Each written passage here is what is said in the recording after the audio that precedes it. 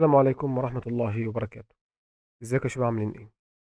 ان شاء الله النهارده هنتكلم عن حاجة اسمها الامبلمنتس. نتكلم عن حاجة اسمها الامبلمنتس، ولكن قبل ما نتكلم عن الامبلمنتس عايزين نتذكر كده مع بعض. لما كنا بناخد بيبقى عندنا كلاس زي الكات بيرث من مين؟ من الانيمال. كنا بنعمل هنا ايه؟ نقول له الكلاس اللي اسمه كات بيكستندس من مين؟ من الانيمال. تمام؟ طيب، خلي بالك، في دارت ما عندكش حاجة اسمها المالتي انهيرتنس اللي هي تعدد الوراثة. يعني ايه؟ يعني انت خلي بالك الكات بيكستند من انيمال، صح؟ تقول ايوه.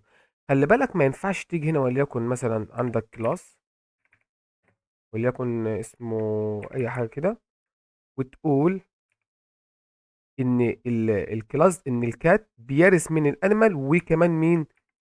الكلاس ده. تمام؟ يبقى خليك مدرك ان احنا ما عندناش في دار تعدد الوراثة. المالتي انهيرتنس ممكن يبقى موجود في لغات تانية، ايوه، لكن عندنا في دارت مش موجود. ولكن مش موجود بشكل مباشر، خليك تكون مدرك النقطة دي. يعني كده بشكل مش انت كده بتعمل مالتي انهيرتنس بشكل مباشر، ايوه. احنا هنعرف ان احنا لو حابين نخلي الكلاس يرث من اكتر من حاجة هنعملها، ولكن بطريقة غير مباشرة، مش مالتي انهيرتنس مباشر. ولكن هنعرف ونشوف ايه ممكن نعمل حاجة زي كده ازاي. ولكن خلي بالك، انا عايزك تاخد بالك من حاجة. نشيل ده كده، واحنا عندنا الكلاس اللي اسمه كات بيكستند من مين؟ من الانيمال، صح؟ طيب الانيمال ده كان فيه اتنين ميثود. ميثود من غير اوفر رايد، ميثود بدون امبلمنتيشن، وميثود بامبلمنتيشن. تمام؟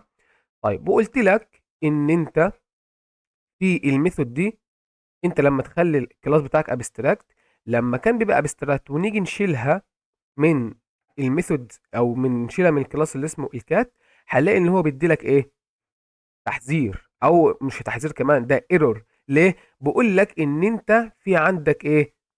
ميسنج اوفر رايد لمين؟ لميثود معينه. عندك في ميثود انت المفروض تعمل لها اوفر رايد. طب ليه؟ لان الميثود دي موجوده في البيرنت كلاس بدون امبلمنتيشن وانت بترس منه، فبالتالي اجباري لازم تعمل اوفر رايد لمين؟ للميثود اللي هي اسمها ايت. جميل. طيب وبناء عليه لو جيت تحت هنا خلي بالك الدوج ما جابلكش ايرور، لان الدوج عامل مين؟ الدوج عامل اوفر رايد لمين؟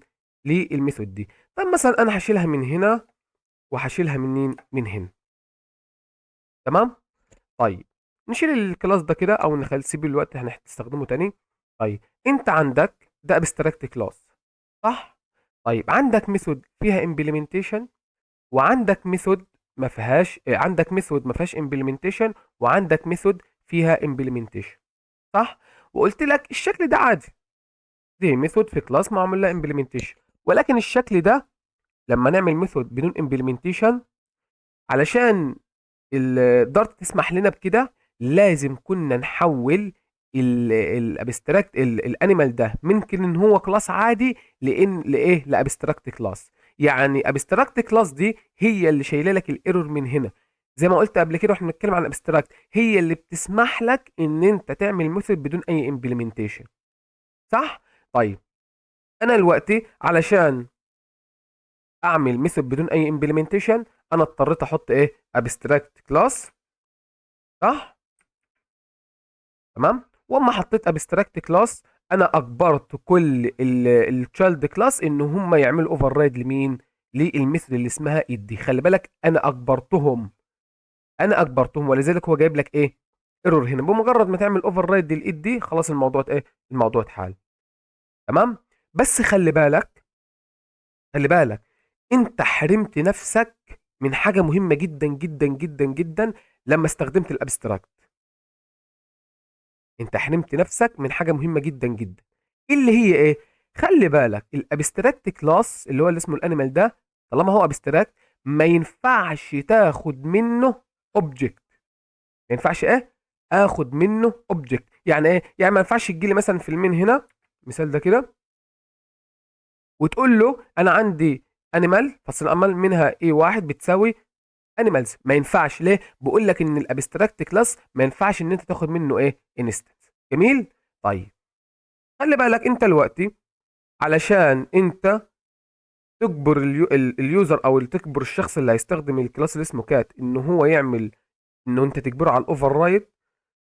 خلي بالك انت علشان تحل المشكله دي انت حرمت نفسك من مين؟ من حاجه تانية، اللي هو ان انت تعمل اوبجكت من مين؟ من element. طيب، يبقى انت كشخص لازم تتنازل عن حاجه منهم علشان تطبق التانية.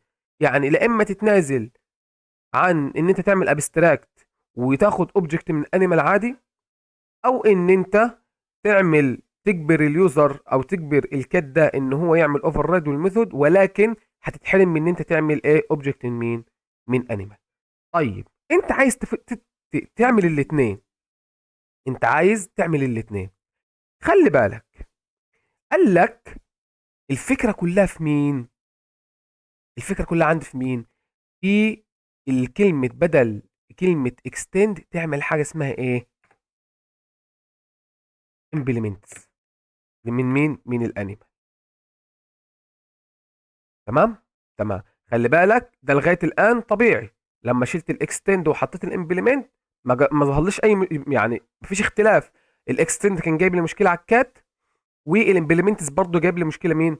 على الكات. ولكن خلي بالك الاكستند جاب لك مشكله على الكات لانه هو كان الانيمال ابستراكت كلاس. صح. طب لما كنا بنشيل، لو دي مثلا نرجعها تاني اكستند كده عاديه خالص، تمام، ونشيل الابستراكت دي، بغض النظر ان هو هيعمل لنا مشكله هنا في الكلاس الرئيسي، هل هو هنا يعمل لك مشكله في الكات؟ لا والله مش هيعمل لي مشكله. طيب خلينا بقى نشيل الاكستند ونعمل كلمه الايه؟ الامبلمنت بتاعتنا. تعال نشيل دي كده ونقول له برضو امبلمنت من مين؟ الانيمال. شوف ايه اللي هيحصل. اجبرك ان انت تعمل اوفر رايد. اجبرك ان انت تعمل مين؟ اوفر رايد. اوفر رايد لمين؟ لكل حاجة موجودة في الكلاس اللي اسمه انيمال. كل حاجة، من اول الايج للنيم للايت للووك، كل حاجة سواء اتريبيوت سواء مين؟ ميثود. فبالتالي انت عشان الكلاس ده يشتغل معاك لازم تعمل ايه؟ اوفر رايد لمين؟ لكله.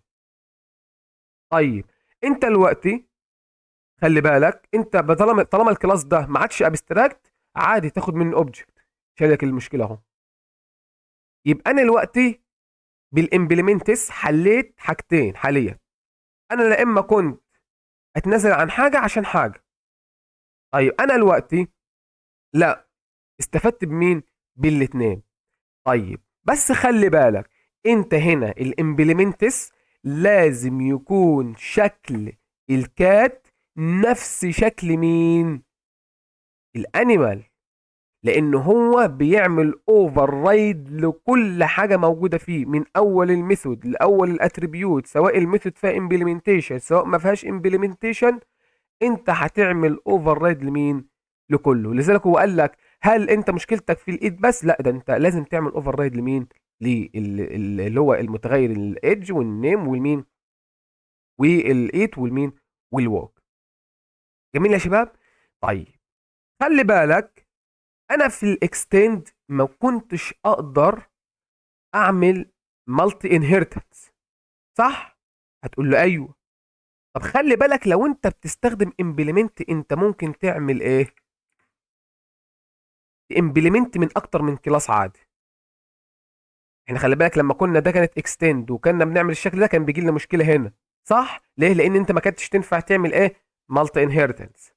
طيب خلي بالك لما بدلت الاكستند بالامبلمنتس، قال لك لا، انت ممكن تعمل امبلمنت من اكتر من مين؟ من كلاس. لا فرضا انا هاجي هنا مثلا هقول له مثلا انت، تمام، اي حاجه كده.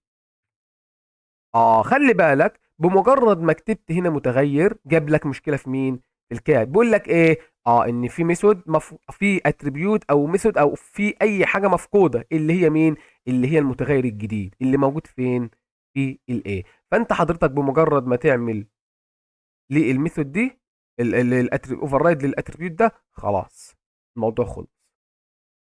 تمام. يبقى احنا قدرنا نعمل اوبجكت من انيمال. تمام. قدرنا ان احنا نجبر الشخص اللي هيعمل الكات دي، اللي هيستخدم الكات، ان هو يعمل اوفر رايد لمين؟ هيبقى بقى لكل الميثود والاتريبيوت مين اللي عندي. وبالتالي عادي بقى الانيمال بالنسبه لي عاد مجرد كلاس عادي، صح؟ يبقى اقدر اخد منه ايه؟ اوبجكت. انما هو لو ابستراكت كلاس، لو قلنا هنا ده ابستراكت كلاس، هل ينفع اخد منه اوبجكت؟ لا والله ما ينفعش. يقول لك لا ما ينفعش لان ده ابستراكت كلاس. جميل يا شباب. تمام. يبقى كان بالنسبه لنا دي الامبلمنتس دي، يعني شبيهه في لغات تانية زي الانترفيس، لان احنا ما عندناش في دارت حاجه اسمها ايه؟ انترفيس. تمام يا شباب.